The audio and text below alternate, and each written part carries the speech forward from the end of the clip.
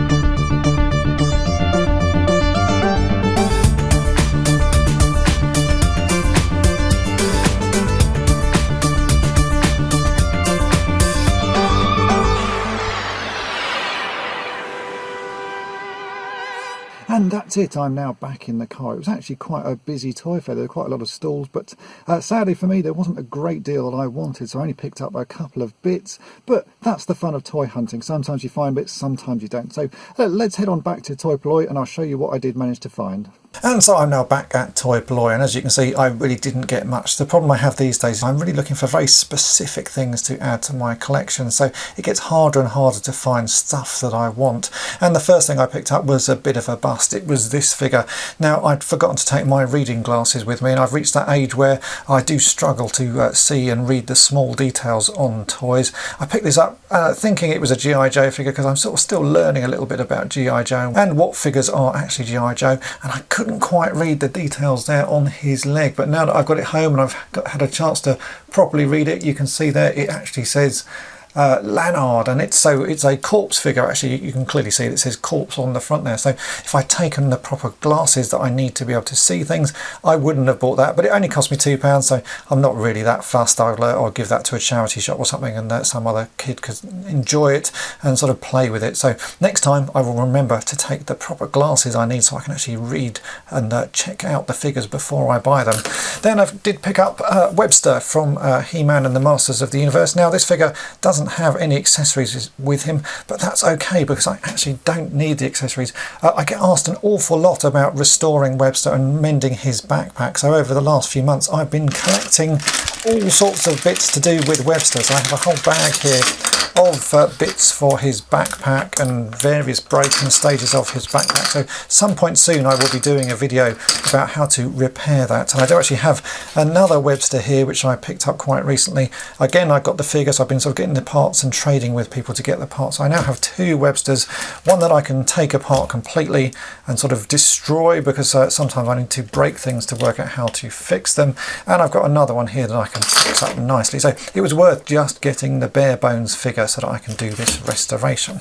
So really that was it for the toy fair for me today. There were some nice items there and some quite big things that I was quite tempted with, but due to a lack of space in my toy room they sort of have to stay just as things that I like to look at. But at some point, maybe if I get a bigger house, you never know, that might happen, then I can expand my collection. But for today really all I got was Webster and a figure which I didn't, or I shouldn't have bought, because it's not actually what I was looking for. So that was it but it's still fun to go to, and really that is the fun of toy fairs. Sometimes you find good things and other times you find nothing, but it's still nice to look at the toys and also chat to people and chat to other toy collectors. So I hope this video has been of interest to you, and thanks for watching. Thanks for watching toy-polloi. Subscribe for more great videos. You can also follow toy-polloi on Twitter, Facebook, and Instagram.